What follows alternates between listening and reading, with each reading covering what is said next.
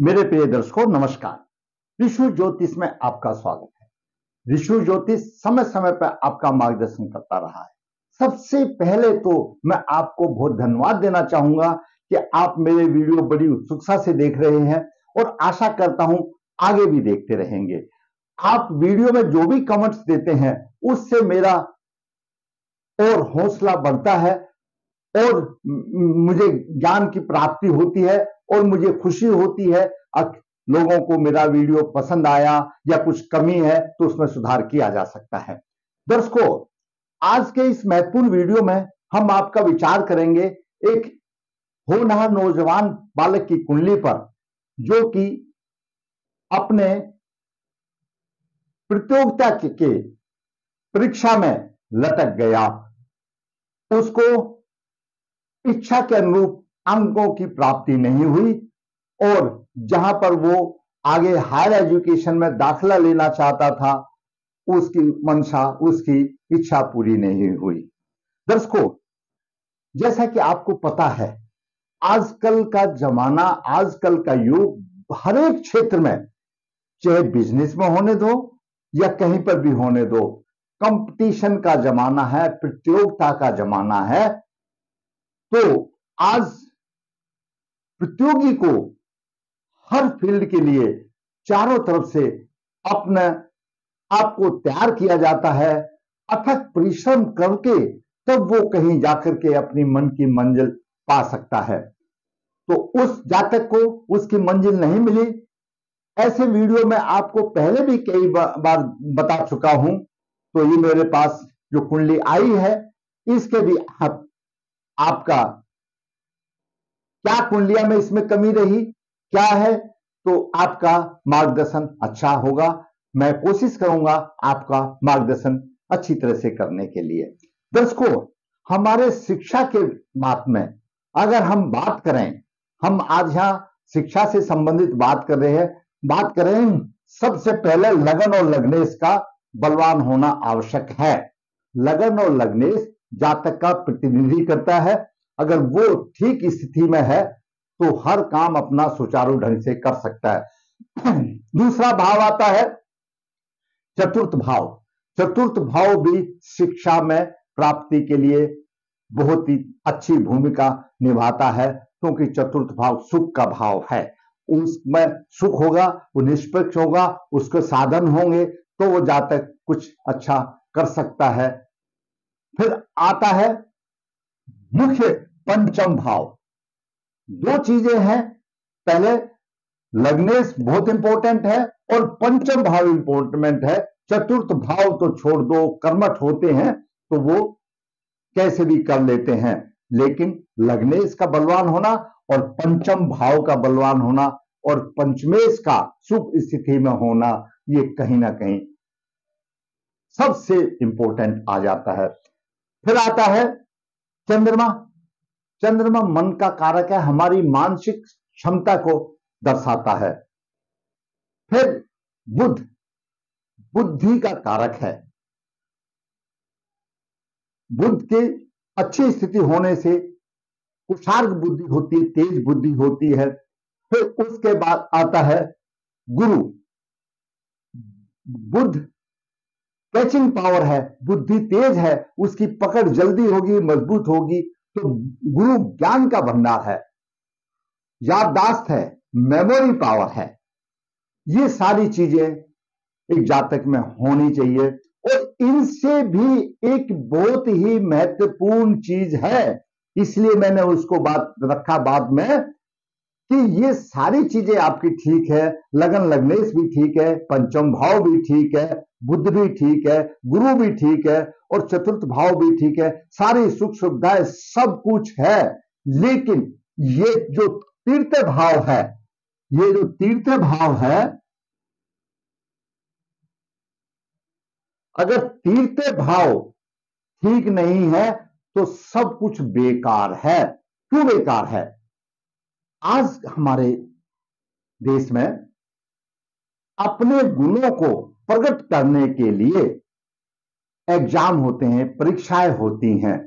तो तीर्थ भाव हमारी लेखन शक्ति को दर्शाता है कि हम अपने विचार लिख करके एक पेपर पर प्रकट करके और परीक्षक को देते हैं, एग्जाम में देते हैं।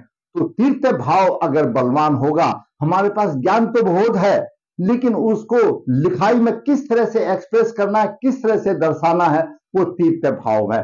अगर तीर्थ भाव नहीं है तो आप अपना ज्ञान का प्रदर्शित नहीं कर सकते, चाहे बाकी आपके ज्ञान कितना भी हो, बुद्धि कितनी भी हो, शिक्षा कितनी भी हो। तो तीर्थ भाव का जरूरी होना बलवान किसी भी प्रतियोगिता में आवश्यक है। यह जातक अनुकूल जो इसकी इच्छा थी उसमें इसको दाखला नहीं मिला और अपने प्रतिशत अंकों में कमी के कारण लटक गया। आइए विचार करते हैं, इस जातक की कुंडली का अध्ययन करते हैं ताकि हमारे बच्चे और भी इसका फायदा उठा सकते हैं, आपके बच्चों में भी हो सकता है। ये तो जिस जो जानता है उसकी पुनरावृत्ति हो जाएगी, जो नहीं जानता उसको ज्ञान मिल जाएगा। तो आइए देखते हैं क्या कहती है जातक की कुंडली। जातक का जन्म 11 अक्टूबर 2005 शुक्ल पक्ष 9 उत्तराषाढ़ा चरण 3 में हुआ। जन्म के समय पर वृषभ लगन उदय हुआ। वृषभ लगन के 20 अंश है। तीर्थ भाव में शनि कर्क राशि में है। पंचम भाव में कन्या राशि, कन्या राशि में केतु 19 डिग्री लेकर विराजमान है, वहीं पर सूर्य 24 डिग्री लेकर विराजमान है। छठे भाव में गुरु 2 डिग्री 50 मिनट लेकर के गुरु से नजदीक अस्त है, सूर्य अस्त है, गुरु अस्त है, सूर्य से गुरु अस्त है, 8 डिग्री के अंदर में है, प्रभावहीन है, बिल्कुल अस्त है। 10 होती तो कुछ मान भी देते। साथ में तुला राशि में बुध 10 डिग्री लेकर के 30 मिनट विराजमान है। बुध पंचमेश है, पंचम भाव का स्वामी है, बुध बुद्धि का कारक है, कोई अशुभ प्रभाव में नहीं है। सप्तम भाव में शुक्र लग्नेश 10 डिग्री लेकर विराजमान है, वहीं पर नवम भाव में मकर राशि में चंद्रमा 5 डिग्री लेकर विराजमान है और एकादश भाव में मीन राशि में राहु की स्थिति बनी 19 डिग्री लेकर के विराजमान है। मेष राशि में मंगल द्वादश भाव में 28 डिग्री 43 मिनट लेकर के विराजमान है। यह ग्रहों की स्थिति रही। दर्शकों, वृश्चिक लगन वाले जातक, क्योंकि इनका स्वामी शुक्र है तो सुंदरता के तो प्रतीक होंगे ही। इनका शरीर मनमोहन के माफिक होता है, मतलब अति सुंदर होता है, बलिष्ठ भी होते हैं, पुरुषार्थ से भी होते हैं। इनका व्यक्तित्व चुंबकीय होता है, ये लोगों को बरबस अपनी तरफ खींच लेते हैं, चाहे कोई भी हो, चाहे स्त्री हो या पुरुष हो। हमेशा कुछ ना कुछ करने की इनको धुन सवार रहती है और अपना कोई भी काम योजना के अनुरूप करते हैं। अगर उनसे कोई गलती हो भी जाती है तो पछताते भी हैं। शुक्र की राशि है, रसिया स्वभाव के तो होंगे ही, सौंदर्य भी होंगे, जो मन में ठान लेते हैं वो भी ठान लेते हैं, थोड़े से अड़ियल भी होते हैं। लग्न सप्तम भाव में है, इसके प्रभाव से इनको जीवन साथी भी अच्छा मिलेगा, सुंदर मिलेगा और वो विभिन्न भोगों का भोग करता है। मंगल की राशि में है, विवाह में थोड़ी सी देरी हो सकती है, थोड़ा कामिक प्रवृत्ति का होगा, बंदा कार्य, ये जातक कामिक प्रवृत्ति का होगा, लेकिन उतनी ही एवरेज में इसका जीवन साथी, चाहे पुरुष हो या लड़की हो, अगर पुरुष की कुंडली है आज हम बता रहे, तो इसका जो जीवन साथी, इसकी जो पत्नी होगी, बिल्कुल धर्म प्रयाण होगी और सुंदर होगी। लेकिन इस जातक में कमियां मिल जाएंगी, उसमें कोई कमियां नहीं मिलेंगी, क्योंकि ये कामुक प्रवृत्ति का होगा। शुक्र कामुक प्रवृत्ति बनाता है और शुक्र सप्तम भाव में सीधी दृष्टि लगन पर देख रहा है, सुंदरता के साथ कामुक प्रवृत्ति भी होगी। अब बात करते हैं सूर्य की। दोस्तों, सूर्य पंचम भाव का स्वामी है, सूर्य चतुर्थ भाव का स्वामी है, 5वीं राशि सिंह राशि का स्वामी है और पंचम भाव में है। मित्र की राशि में है, बुद्धि तेज होगी, उच्च व्यवसायिक शिक्षा में योग होता है ऐसा जाने का, परंतु सूर्य पर शनि की तीसरी दृष्टि है। सूर्य पर शनि की तीसरी दृष्टि है और सूर्य केतु के साथ में है और राहु की भी सप्तम दृष्टि है। तो अब आप देखिए, सूर्य के साथ केतु भी हो गया और शनि की भी दृष्टि होगी और राहु की भी सप्तम दृष्टि होगी। सूर्य का काम हम यहीं कंप्लीट कर देते हैं। तो सूर्य पर इतना प्रभाव हो गया और पंचम भाव में प्रभाव हो गया, कुंडली शापित होगी, पंचम भाव के सुखों की हानि हो गई। जब सूर्य केतु से पीड़ित है, शनि से पीड़ित है, राहु से पीड़ित है, तो कहां शिक्षा मिलेगी? शिक्षा के वैसे भी जब पंचम भावों पर अधिक पाप ग्रह हो जाता है तो संतान की भी हानि हो जाती है। तो पंचम भाव पीड़ित हो गया। अब बात करते हैं चंद्रमा की। चंद्रमा तीर्थ भाव का स्वामी है। दर्शकों ध्यान से सुनना, चंद्रमा तीर्थ भाव का स्वामी है और नवम भाव में है। परिश्रमी भी होगा, धार्मिक विचार होगा क्योंकि धर्म का विचार है, और अपने सप्तम दृष्टि से अपनी राशि को देख रहा है। भाई बहन में भाग्यशाली भी होगा, परंतु यहां पर भी हमने परंतु लगा दिया। चंद्रमा अपनी राशि को देख रहा, 5 डिग्री है, अपनी राशि को देख रहा, पराक्रमी होगा और नवम भाव में है तो धार्मिक विचार का होगा। लेकिन यहां पर चंद्रमा कमजोर पड़ रहा है, 5 डिग्री चंद्रमा की शनि वहां पर विराजमान है। अकेले शनि से भी बात नहीं बनती। आगे बढ़ेंगे, पहले और विचार कर लेते हैं, फिर हम तीसरे भाव के बारे में बताएंगे। मंगल की बात करते हैं अभी। मंगल द्वादश भाव का स्वामी है और सप्तम भाव का स्वामी है। भाई बहनों के सुख में कमी होगा क्यों? मंगल नीच दृष्टि से यहां पर तीर्थ भाव को देख रहा है, प्रभाव में कमी आएगी, अशुभ प्रभाव दे रहा है तीर्थ भाव पर, भाई बहन में कमी का कारण बनेगा। शत्रु पक्ष पर अच्छा प्रभावी होगा। सप्तम भाव पर अपनी राशि में देख रहा है, द्वादश भाव से देख रहा है, इसलिए दाम्पत्य जीवन में भी थोड़ा बहुत त्रुटि प्रभाव रहेगा, लेकिन बाकी कुछ नहीं, अच्छा रहेगा। थोड़ा सा नोक झोंक वाला रहेगा, वो हो सकता है, उसमें कोई बड़ी बात नहीं है। लेकिन ऐसा जातक आलसी होगा, आलसी भी होगा ऐसा जातक। पहली बात आलसी भी हो गया। अब बात करते हैं बुध की। दर्शकों बुध पंचम भाव का स्वामी है और छठे भाव में है और द्वितीय भाव का भी स्वामी है।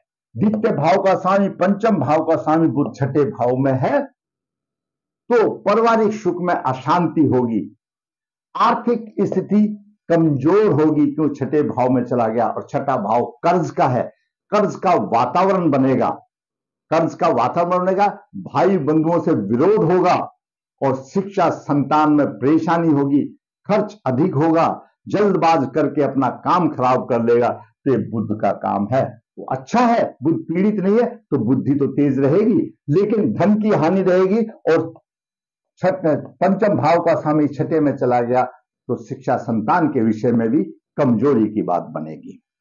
अब बात करते हैं गुरु की। गुरु अष्टम भाव का स्वामी है और एकादश भाव का स्वामी है। गुरु अस्त है, सूर्य से करीब 8 डिग्री पर है, प्रभावहीन है, कोई फायदा नहीं, उसका छोड़ दो। 10 होता तो मान भी लेते कुछ है। शनि की बात करें, शनि तीर्थ भाव में है और नवम भाव का स्वामी है और दसम भाव का स्वामी है। वृषभ लगन में भी शनि योग कारक बनता है और तीसरे भाव में है। पाप ग्रह पराक्रमी तो खूब होगा, अच्छा होगा, साहस अच्छा होगा, पराक्रमी होगा, भाई बंधुओं से मनमुटाव होगा, अधिक परिश्रम के बाद निर्वाह योग साधन बनेगी क्यों? शनि परिश्रम ज्यादा कराने वाला है। शिक्षा में परेशानी, तीसरी दृष्टि देगा, शिक्षा में परेशानी आएगी। अपनी राशि को देख रहा है, नवम भाव को, भाग्य प्रबल होगा, भाग्य प्रबल होगा यहां पर, और दसम दृष्टि से द्वादश भाव को देख रहा है, खर्चा भी अधिक होगा। अब बात करते हैं राहु की। दोस्तों राहु एकादश भाव में है, मीन राशि में है। ऐसा जातक गुप्त रूप से गलत तरीके से पैसा कमाएगा, तीर्थ भाव की हानि होगी। राहु 1 2 3 4 5 यहां पर तीर्थ भाव को देख रहा है, तीर्थ भाव की हानि होगी, तीर्थ भाव की हानि होगी।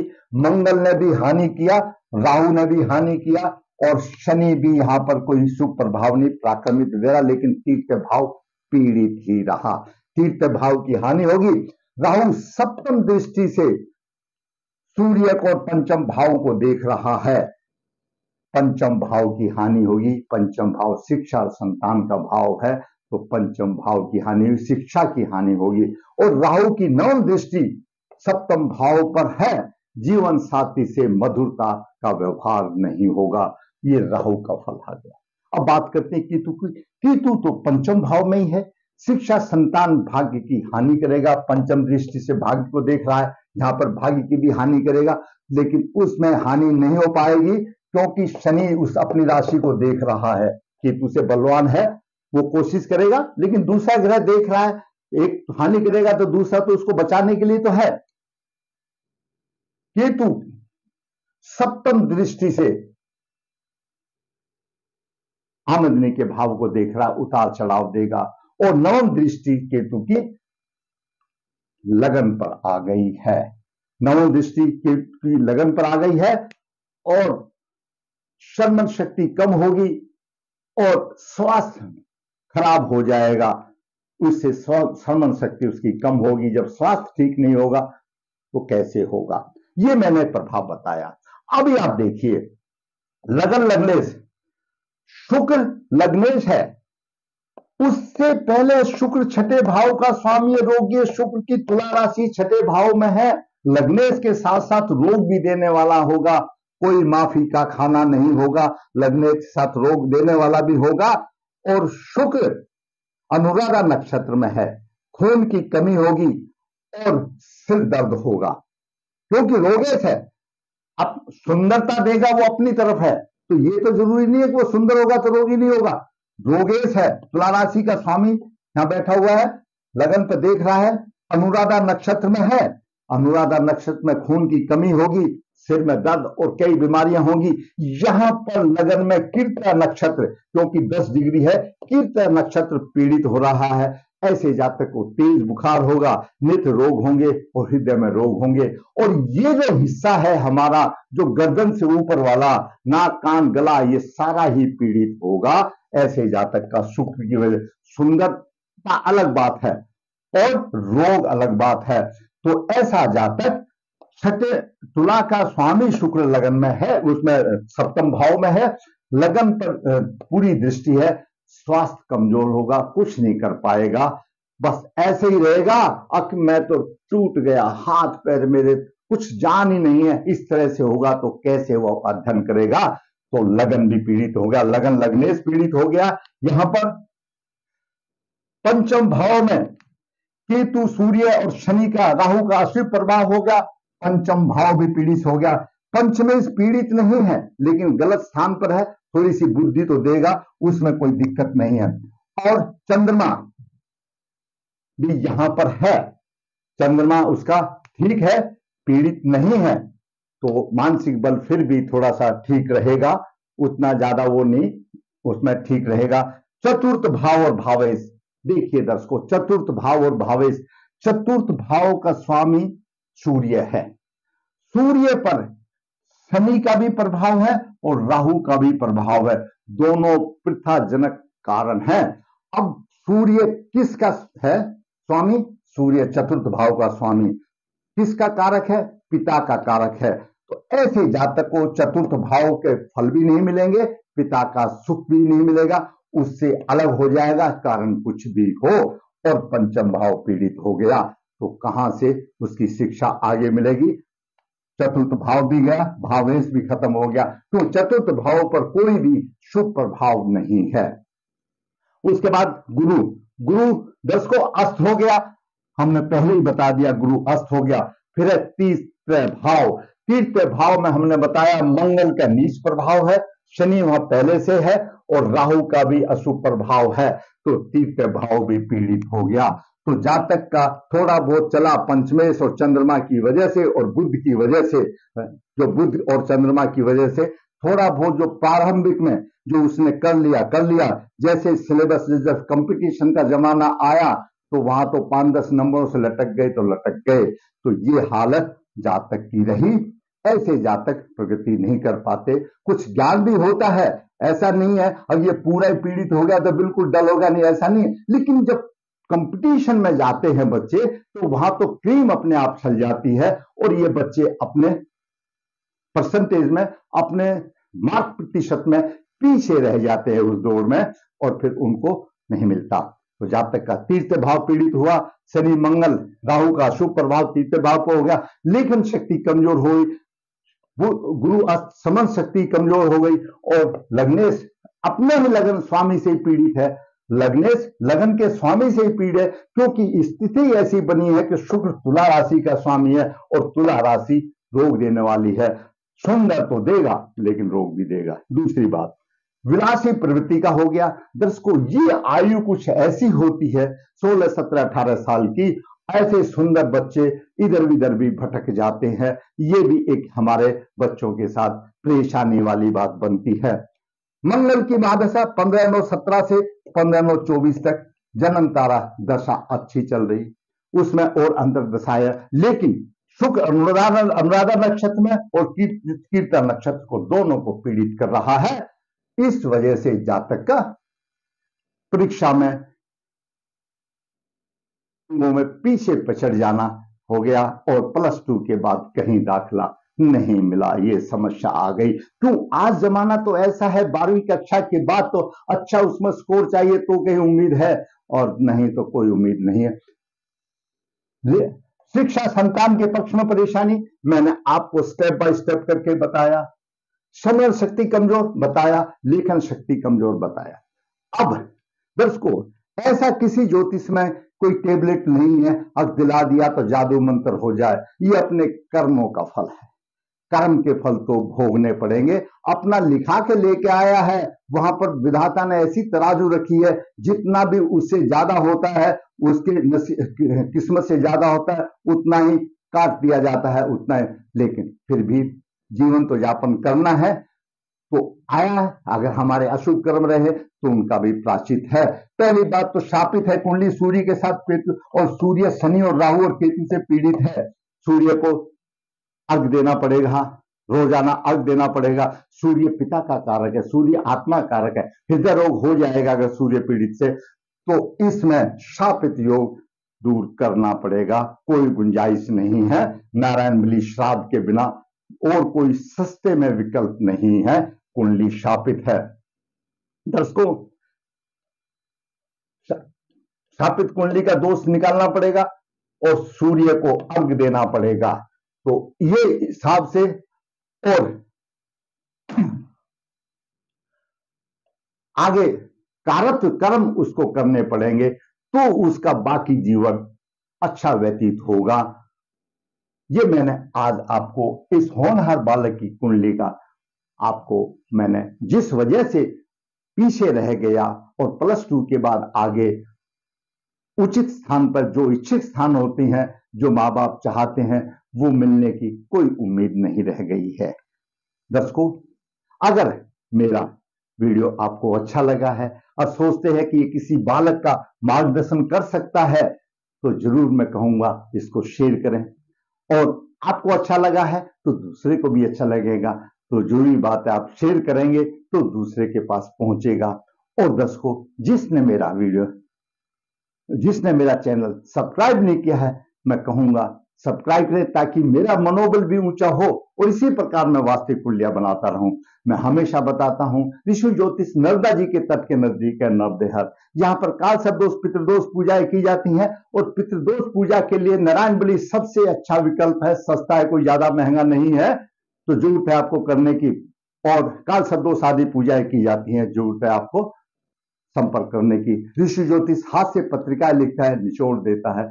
कर्म तो आपको करना है, ग्रहों के साथ साथ जब तक आप कारत्व कर्म नहीं करेंगे, सूर्य पीड़ित है और पिता और पिता तुल आदमियों का आप सत्कार नहीं करेंगे तो कुछ नहीं देगा। हमारा शास्त्र बताता है कि आपकी कुंडली में कितना भी गुरु उच्च का हो, कितना भी सूर्य उच्च का हो, जहां आपने उससे संबंधित व्यक्ति का सत्कार नहीं किया, गुरु जी का सत्कार नहीं किया, माता पिता का सत्कार नहीं किया, आपको कोई भी ग्रह फल देने वाला नहीं है। कारत्व कर्म को मत भूलो और ग्रहों के उपाय करो, आपकी राह आसान होगी। दर्शकों, फिर कहूंगा, अगर वीडियो अच्छा लगा लाइक करें, शेयर करें, चैनल सब्सक्राइब करें। धन्यवाद।